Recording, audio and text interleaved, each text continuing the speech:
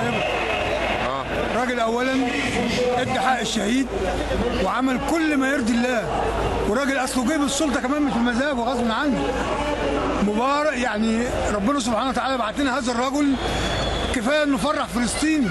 فلسطين عملت فرح عمرها ما عملته، ده ربنا يجعله في ميزان حسناته. وبعدين راجل محترم ونحسبه يعني ربنا هو اللي بعته لنا.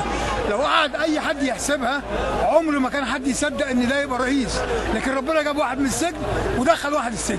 دي ايه من ايات ربنا. ربنا سبحانه وتعالى جعلها ايه ان يجيب حسني مبارك يدخله السجن، ويجيب لنا محمد مرسي من قلب السجن زي يمسكوا الرئاسه. ما كانش حد يقدر يحسبها كده ابدا، لكن يرضي قدره الله سبحانه وتعالى. ربنا سبحانه وتعالى اراد البلد دي بخير، ان واحد زي محمد مرسي يمسك هذا البلد وحط قرارات طيبه وشيء كويس. والناس الفاسده اللي تتكلم زي ما عايزه هي بتسقط نفسها، كل مدى بيطاروا على حياتهم. ربنا سبحانه وتعالى بيكشفهم. الناس اللي مش عاجباها قرارات مرسي هذا ناس فاسده.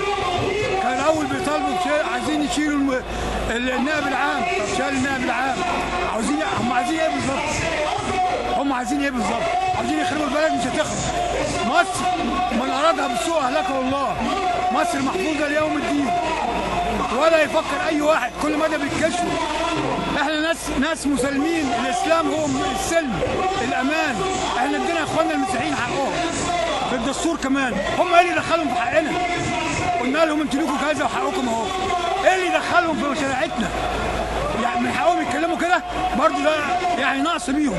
هم ناس احنا بنرحب بيهم واديناهم حقهم واديناهم بند عمرهم ما شافوه، ان هم يستحكموا شريعتهم. مالهم مال شريعتنا؟ الناس اللي عايز تمشي على كيفها دي مالها؟